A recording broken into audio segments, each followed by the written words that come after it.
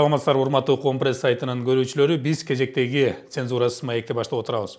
Негизи азыркы учурда коомчулукта бардыгы эле депутат болгусу келет. Тагыраагы Кыргызстанда бардык кыргыз депутат болгусу келет. Ошол эле маалда биз парламентти жамандайбыз. Депутаттар андай мындай шайлоого келгенде кайра эле өзүбүздүн талапкерлигибизди көтөрүп чыгабыз. Таза болбой калганда, тууган уруктан кимдир бирөө талапкер боло турган болсо, аны колдоп элдин баарын айтабыз. Бул жерде тайкен бар эле, байкен бар эле, добуш берип койгула деп. Азыркы тапта дагы бир ушундай эки мандат бош болуп турат Бишкек шаарында. Ушул эки бош орунга азыркы тапта күч сынашкандар өтө эле көп. Башында 25 кишиден ашыгыраак өзүнүн арызын таштап, ушул жерде мен шайлангым келет деген. Анын бири Исхак Масалиев. Таң калыштуусу болгону, Исхак Масалиев депутат болуп турат азыркы учурда. Анан кайрадан талапкер болуп атат. Ушул кызыктуу маалыматты тактоо үчүн жана башка парламенттин иши боюнча суроолордо жооп алуу үчүн биз студиябызга Масалиев Исхак Абсаматовичти чакырганбыз. Кош келипсиз.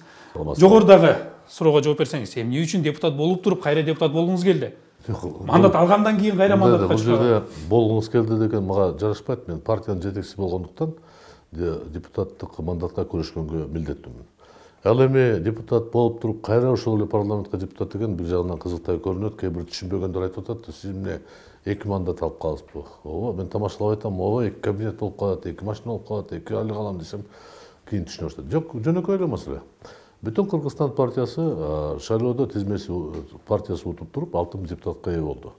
Эгерде мен бир мандаттыктын коюп туруп депутаттык добуш берүүдөн ута турган болсом, эми ал божомол да болсом, анда бүтүн Кыргызстандын фракциясына дагы бир депутат кошулмак. Партияга мүмкүнчүлүк берилет. Партия. Мен ал мандатты тапшырмакмын да. Бул бир турган иш да, аны көп түшүнбөй атат да. Ошондуктан эгерде мен көз карандысыз өзүм партиянын атынан чыккан депутат болуп калмакмын да. Бирок Борошайком баштаткандан кийин мен андан ары күрөштүн кереги жок деп, кажети жок деп таап, азыр эч кандай аракет кылбай атам. Алар мыйзамсыз мага баштатканга көрсөтмө беришти. Эгерде депутат болбой калганда бул мандат сакталып кала бермек. Албетте. Мыйзам ушундай жазылган. Бул чектөөлөр кызмат тапшыр деген бул мамлекеттик кызматкерге тийиштүү, бирок депутаттан жана президенттен тышкары деп жазылган да. Демек, мен эгерде тизме менен шайланган, бул бир принцип менен шайланган, ал эми түзмө-түз бир мандаттуу шайланган башка принцип менен. Экинчиден, мага төш белги бергенден кийин мен талапкер эмесмин. Ал жерде чектөөлөр талапкерге тийиштүү болчу да. Бир эле тизмеде талапкер болуп туруп, башка жактан чыгарган мүмкүн эмес ал туура. Бирок мен депутат болгондон кийин андай мүмкүнчүлүк мага таанымал эмес. Ошондуктан мен аракет кылып көрдүм. Бул максат жөнөкөй эле. Парламентте оппозициянын күчү бир кишиге көбөйсө жакшы болмок да. Эми дагы бир нерсе да, экинчи тарапты көрүп атышат. Мисалы ошо Исхак Масалиев бүтүн Кыргызстан менен келди. Эми фракция менен келгенден кийин фракциянын саясатын жүргүзүүгө мажбур болуп калат. Эгерде жалгыз өзү чыга турган болсо, кичине кененирээк мүмкүнчүлүк болот, өз алдынча өзүнүн позициясын билдирүүгө деп. Анан кийин ушул эле мисалы Адахан Мадумаров менен дагы балким ортодо келишпестиктер барбы деген да ойлор болду. Бүтүн Кыргызстан тизмесине кошулганда мен өзүм партиямдан уруксат сурап туруп, эки партиянын ортосунда келишим түзгөнбүз расмий түрдө, кызматташы боюнча. Ушул шайлоодо биз бириккен тизме менен чыгалы деп, менден тышкарыда бир эки коммунисттерде тизмеде болчу эле. Ошондуктан аракеттерди бириктирели деп. Парламенттик ишмердүүлүгүндө, парламенттин ичинде көз караш боюнча Адахан Кесенбаев менен башынан сүйлөшкөнбүз. Мен өзүм жеке көз карашым боюнча добуш бергенге укуктуумун. Бирок бүгүн жалпы маселебиз бир болгондуктан, көз карашыбыз бир болгондуктан биз биримдикте иштеп атабыз. Ал жерде карама-каршылык бере турган негиз жок болуп турат. Кээ бирлер туура эмес түшүнүп алып, Мадумаров улутчулдук же Мадумаров тиги деп айткан бул туура эмес да.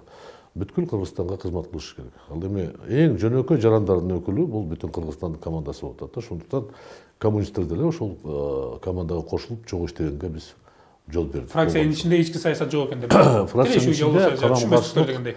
Бүгүн эми жыйында бир гана ай өтүrdү, 4-5 жыйын болду. Анда карама-каршылык алып бере турган маселе коюлган эмес, чыккан эмес. Эми мисалы сиздин ошол ишмердүүлүгүңүздү карай турган болсок, сиз 2000-жылдан бери депутат болуп келатасыз. Азыр бир 5 жыл өтүп кеткен жана. Ортодо бир 4-чакырышта шайланган. Жалпысынан сиз азыр 5-жолу депутат болуп атасыз. Анан биз жылда парламентти жамандап келебиз. Жылда депутаттарды жамандап келебиз. Анан мисалы депутаттар иштебейт, анан депутаттар алсыз, күчсүз, же болбосо интеллектисине дагы асылабыз, коомчулукка ала турган болсок. Анан азыркы тапта улам парламент шайланып келген сайын тескерисинче алсыздай болуп баратат. Мурунку парламенттер мисалы ошол эле экинчи чакырылышты, үчүнчү чакырылышты, 4-5-ала турган болсо күчтүү болгондой сезилет да. азыркы бүгүнкү парламент менен эсептеп келгенде. Анан мына иштерди баштадыңыздар, өзүңүз айткандай 2-3 отурумда отуруп койдуңуздар, кесиптештериңизди көрдүңүз, ал жакта талкуулуу болгон темалар болуп атат. Кандай баа бересиз? Мен кесиптештерге баа бере албайм. Жалпы парламенттин өзүнө. Кандай болсо да ар бир депутат 3-4 миң добуш менен келди. Парламентке эл алып барды. Ал эми сабаты, билими, тажрыйбасы ар бир депутат ар кандай да. Кээ бир адамдар балким кылган ишинде бизнес болобу же башка жерде өзү ийгиликтүү иштегендир да. Ал эми парламентке барганда айрым депутаттарды мен байкап атам, алар ары бери түшүнөрүк каяка барды, эмне максат менен, милдети кандай, мүмкүнчүлүгү кандай. Ал мен бир аз убакыт өткөндөн кийин баа берсек болот. Сиз туура байкадыңыз. Кыргызстан эгемендүүлүк башталгандан бери барган сайын парламенттин сабаты башкача болуп атат, сапаты төмөндөп баратат деп айтсак болот. Адашпайбыз. Себеби бүгүн парламенттик жумуш, парламенттин милдети, парламенттин укугу, депутаттын милдети жана укугу деген көп түшүнбөй атабыз да. Кээ бирлер айтат, конституция өзгөрүп кетип, укугуңар жок. Бар укугу. Мисалы үчүн президентке импичмент көрсөтүү укугубуз бар. Өкмөткө ишенбестүүлүк көрсөткөн укугубуз бар. Өкмөттү кызматтан бошотууга сунуш бергенге укугубуз бар. Сунуш эле беребиз. Сунуш бере алабыз. Бирок эгер сунуш негизделген болсо, президенттин айлоо жок кызматтан бошотуш керек болот да. Анан ошол эле президент деле мыйзам алдында бизге окшоп тең туруш керек да. Эгер президент мыйзамды буза турган болсо, же жогорку кеңештин ишмердүүлүгүнө аралашкан болсо, анда импичмент жарыялаганга толук негиз болот да. Бирок ага саясий эрк керек. Саясий эрк азырынча жетишпей турат. Ушул саясий эркке келип токтолгондо баягы ошол эле Эдил Байсалов айтпады беле шайлоонун алдында. Айланайын, азыр биз өзүбүздүн эптеп баланча депутатыбызды өткөрүп алсак анан болду. Оппозиция өзүңөр кыйкыра берле, кылыбыз кыйшайбайт деп. Эми бул азыр практикада ошол ишке ашкандай эле болуп турат да. Ал жигит мындай өмүр бою НПОдо иштеп туруп, кээде жашыын сырларды ачык чыгарып койгон да. Ал айтылбаган сөздөрдү ачыкка чыгарып койгон да. Бирок ал план. Биз уруп да ойногонубуз жок, кылыбыз да кыйбайт деп бүт дүйнөгө жарыялап койгон да. Силерди тоготпойбуз деген сөз. Эмне кылсаң ошол кылгыла.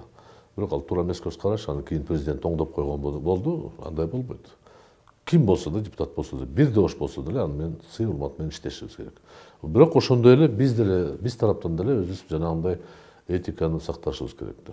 Анан 2 күндөн бери биз ушул сиз айткан киши биз менен талашкан, бул бир аз токтош керек да. Баары бир Силер эми сунуш бере аласыздарбы? Ушул мисалы өкмөт жана азыр министрлер кабинети деп айтып калбадык. Министрлер кабинетине жалпы эмес бир мүчөсүнө сунуш берип, ушул адамды алмаштыргыла. жөнөкөй эле сунуш. Мен кече кесиптештериме түшүндүрүп бердим.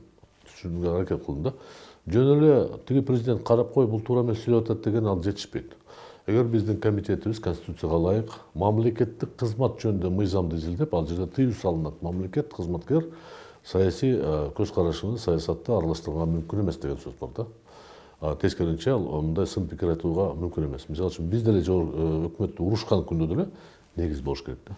Анан ошого байланыштуу биз эгер комитет карап туруп ошол жигиттин айтылган сөздөрүндө кандай бир мыйзам бузуу болсо, ошонун негизинде биз сунуш бере алабыз. Ал эми бизди жаман дейби, жакшы дейби, ал өзүнүн эрки.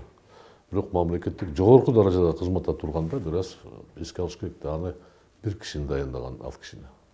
Бизди эл шайлаган. Каалайбы, каалабайбы? Элдин өкүлү биз болуп атабыз, ал эмес. Буга чейинки мисалы мамлекеттик түзүлүштү карасак, президенттик парламенттик болду, анан парламенттик башкаруун жашадык.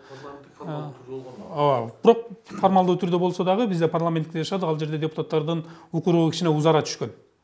Анан азыр жогоруда айткандай 1-2, 3 шарттарды эсептеп кеттиңиз, мисалы импичмент жарыялоо, же болбосо министрлер кабинетин алмаштыруу боюнча сунуш берүү. Сунуш эле берүү.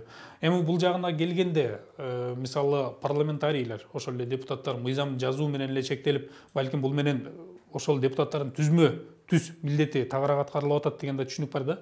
Мисалы мурда депутаттар көбүнчө саясий шоуго берилип кеткен, эми азыр саясий шоуго катышууга укугу жок.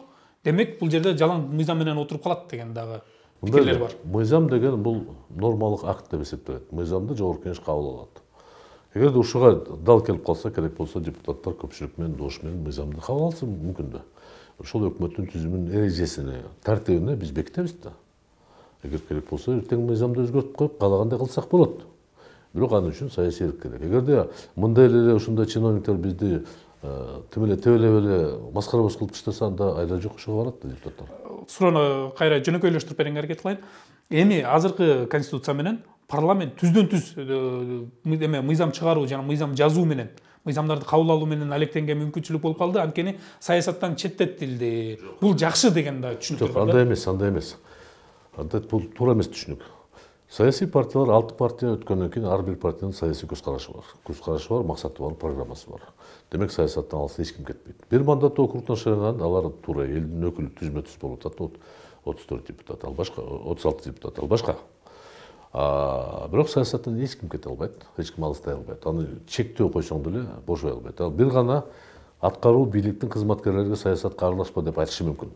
Мисалы мурда мындай болгондо коалициялар бирге калып, же болбосо фракциялар бирге калып, жакпаган өкмөтүн кетирип жиберип, кайра жаңысынан Азыр деле болуп атпайбы? Ата журт деген баягы бир мандаттуу шайланган депутаттар баарына өзүнө кошуп алып, биз ушунча көп күч деп атпайбы? Ал мыйзамда мүмкүн эмес андай, бирок жасап атат. Баягы биз сен Эрмек байкасаң, байкабасаң, көнгөн адаттан кете албайбыз. Коалициялык көпчүлүк болбогон күндө деле, бирок көпчүлүк түзгөнгө аракет кылат. Мына күч биздики деп. Биз 15 кишиге 16 киши кошуп алдык, мына 30 депутат биз көпчүлүкпүз деп айтып атат да. Ал мыйзамда туура. Конституцияда жазылган эмес, бирок мыйзамда бар да, коалициялык көпчүлүк ашчылык деген бар. Мен кесиптештерим айтат, андай эмес, конституция жазылбайт. Эми конституцияда кызыл светофорго өтөсүңбү жашылга деп жазылбайт да, туурабы?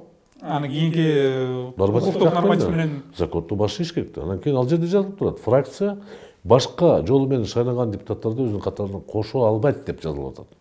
Менин кесиптештерим айтат, жок, конституция уруксат берет, андай эмес. Конституция бир гана уруксат берет. Депутаттар фракцияга жана группага кошулганга укуктуу дейт. Демек кантип кошулат? Ал мыйзам менен чектелет да. Анан каалагандай бурмалаган бул ушу адатка айланып кетти. Өткөн жылдан баштап биз бул адатка айланып кетти. Каалагандай түшүнүк кылып атабыз да. Боршойкомду каалагандай чечмелеп атат. Лидерлер де каалагандай чечмелеп атат. Кимге күч болсо ушу каалагандай чечмелеп атат да. Байкасаңыз биринчи күндөн баштап Мадумаров экөөбүз эмне гана айтып атабыз. Мыйзамга таяналы, мыйзамга таяналы. Кандай отурсак ошондой кетебиз деп. Болгону ошол эле. Жок, бул жерде конституция жазылган эмес. Эми конституция мен кайталап коеюн. Конституция жазылбайт. Канча саат канчада укташ керек деп.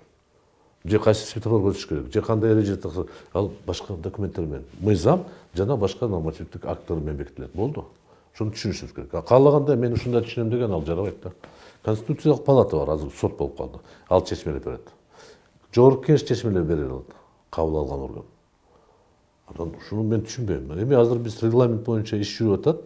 Аны сөзсүз жаңылатыш керек. Ал жерде эскирип калган нормалар бар. Дал келбеген нормалар. Аны жокко чыгарышыбыз керек, бирок эрежени биз каалагандай жазып койсок болот. Кандай ишмердүүлүккө жакшы болсо ошону жазышыбыз керек да. Эми азыр өлкө ичиндеги түрдүү окуялар болот да, саясий, социалдык, анан дайыма ошого биз түшүнгөн бир эксперттерди, адистердин пикир алабыз. Эми сиздин депутаттык ишмердүүлүгүңүздөн сырткары карап турган болсок, сиз салык кызматында, бажы кызматында да эмгектенип келгенсиз, жетектөөчү кызматтарда. Ал жакта да тажрыйбаңыз бар. Милиция кызматта иштеген, полиция кызматта жетектөөчү эмес кызмат. Негизи биз азыр коомчулукта талашта жаратып аткан азыр салык кызматы, салыктын жаңы кодекси болуп атат. Салыктын да жаңы кодекси, анан кийин азыр бажыдан товар келиши оор болуп атат. Ошону менен азыр бизде кымбатчылык болуп атат. Мисалы илгери бир калемди 1 сомго алсаң, азыр 1 сом 50 тыйын болду. Эмне дегенде бунун азыр келип аткан баасы кымбат биринчиден, экинчиден керектүү өлчөмдө келбей жатат. Ушул жакка келгенде азыркы жаңы салык кодексине токтолсоңуз, сиздин мисалы адис катары элдин чоочулуусу негиздүүбү? Бул салык кодексине жанталашып акыркы саатка чейин мурунку жогорку кеңешти мажбур кылып кабыл алдырып койгон да. Себеп эч качан бир да мамлекетте кетип бараткан парламент мындай чоң салмактуу мыйзам кабыл албайт. Себеби өкмөт түшүнүп аткан. Азыркы парламент бул салык кызматты кабыл албайт, салык кодексин кабыл албайт эле. Себеби жер-жерден келгенде алар айтат эле, каяктагы контролдук кассовый машина деп атасыңар. Кантип силер айтып атасыңар? Элибиз сиз айткандай кымбатчылыкка кирип атса, биз кантип кассалык машина? Анан айтып атабыз, 50 000 сомго биз программа бекер беребиз деп. Программада кеп эмес. Ошол аппараттын акчасы ким төлөп берет? Мына туп-туура айтып атасыз. Эгерде жүк бизге Кыргызстанга келбесе, базарда ишмердүүлүк төмөндөп кетет. Демек ошончо миңдеген, жүздөгөн, миңдеген адамдар жумушсуз калат. Алардын үй бүлөсү бар, бала чакасы бар. Эгерде аларды социалдык баягы жөлөк пул деп коебуз, пособие татыктуу болсо, биз үнчүкпай турсак болот эле. Жок да пособие. Сиз айткан эле кымбатчылыктан да. Кымбаттап атат. Бир жылдын ичинде тамак азыктар баары кымбаттап кетти. Күйүүчүсү майда айтпай эле коеюн. Казакстанда Жана жөндө газдын баасы көтөрүлсө эл чыкты. Бизде 20 сомго кымбаттап кетти ГСМ күйүүчү Биз үнчүкпай чыдап турабыз. Кече өкмөттүн бир өкүлү айтат, эл түшүнүм менен кабыл алат. Түшүнүм менен эмес, чыдап атат деп коебуз. Айласынан. Айласыздан. Биринчиден айласыздан, экинчиден биздин балдарыбыз ушул Россияда иштеген акча жөнөтүп бираз жеңилдик берип атат. Болгону ошол. Эгерде алардан кызмат алар көчөлөрдө шыпырып идиш аяк чууп бирөөнүн балдарын багып акча жөнөтпөсө, анда эч жагы эле ассалам алейкум кылмак. Бул бийликти баарыбызды тең, депутатыбызды, президентибизди, өкмөттү баарыбызды кубаламак. Бирок ошого баратабыз биз. Биз тескерисинче жанагы салыкты көбөйтөбүз деп.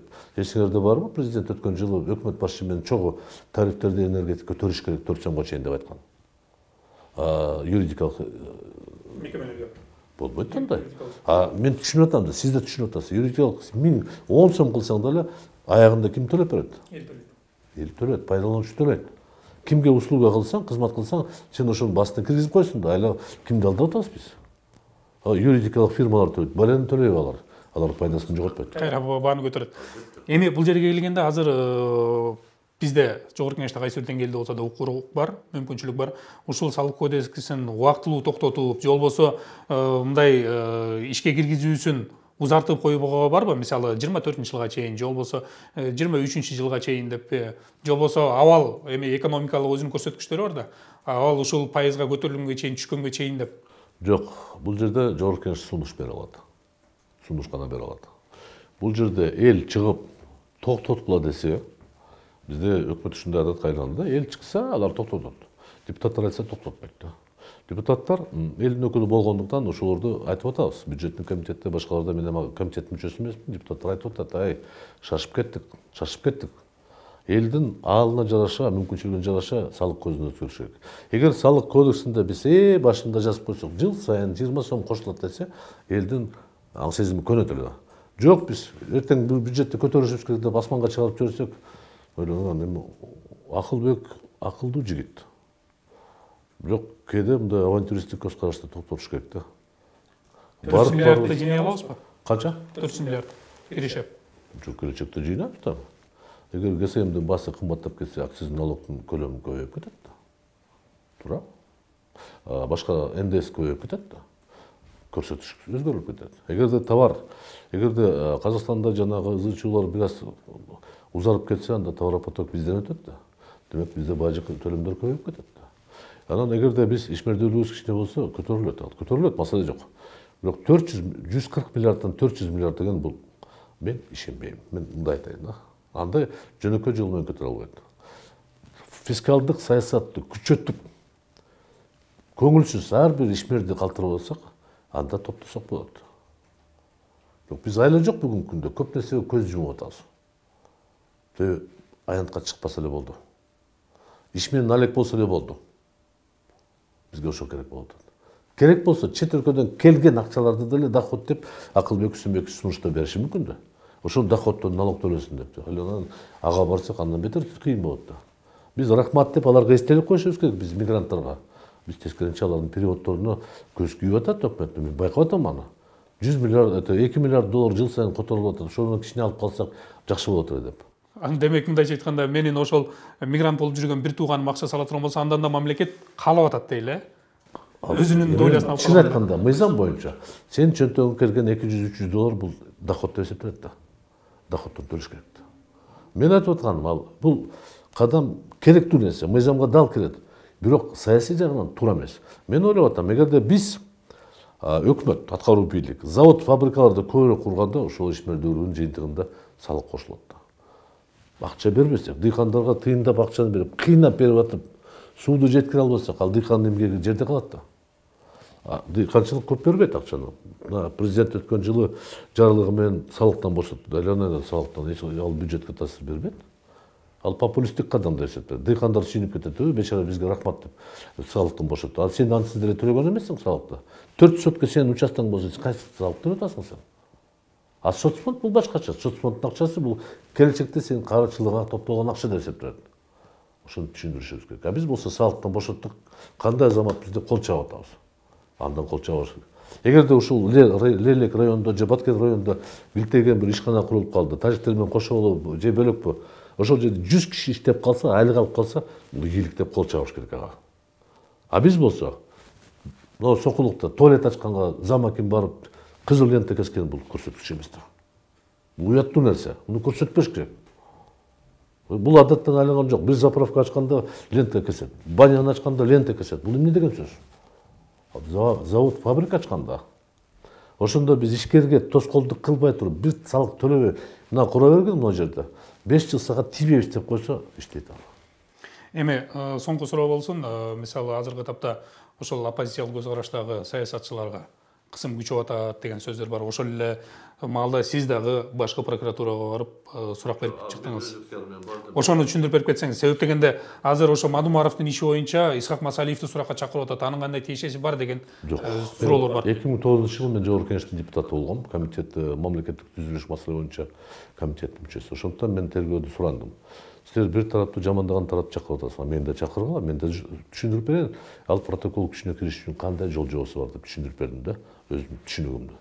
Ал парламент ратификация кылгандан кийин, келишим түзгөндөн кийин, ратификация болгондон кийин күчүнө кирет.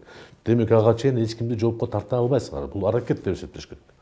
Аракет үчүн эч качан да жоопко тартылбайт. Демек Адахан Мадумаровдун кол койгон протоколу күчкө кирген эмес. Ага жооп бербейт. Толук кандуу күчкө кирген эмес. Юридикалык последствиясы жок, таасири жок. Бирок маселе чечилген болчу, жол ачылган да. Ошондой эле эгерде салыштырмалуу кечеги 39-протокол боюнча анда жоопко тартыш керекпи? Мен негизи каршымын. Себеби сүйлөшүү мезгилдеги кол коюлган протоколдор баары жыйынтыкталып туруп бир келишимге барат.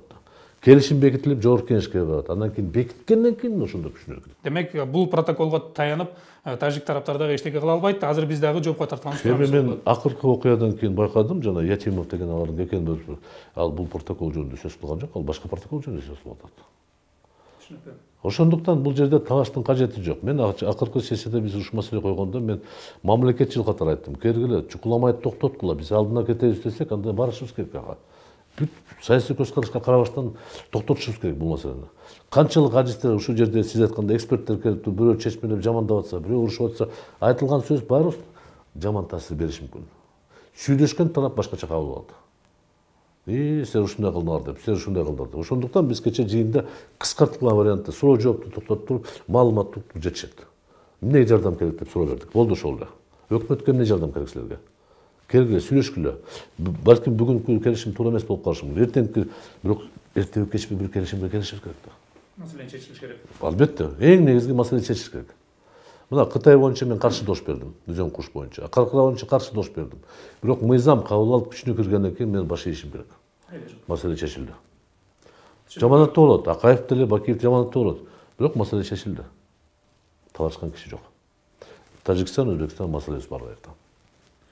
Ыраазычылык билдиребиз, бизге келип жогорудагы коомчулукта жана бизде өзүбүздө пайда болгон суроолорго жооп бергениңизге, дагы алдыда жакшы мыйзамдар кабыл алынып, элге жеңилдик болсун деп тилейли. Урматтуу Коом пресс сайтынын көрүүчүлөрү, биз жогоруда Жогорку Кеңештин депутаты Исхак Масалиев менен маек кылдык. Бул жерде коомчулукта пайда болгон бир-эки суроого жооп алдык. Келечекте дагы эгерде суроолор боло турган болсо, ушул студиядан жолугабыз деп ишеничти айта алабыз. Сиздер менен мен Эрмек Аттыкуров болдум. Цензурасыз маек соңуна чыкты.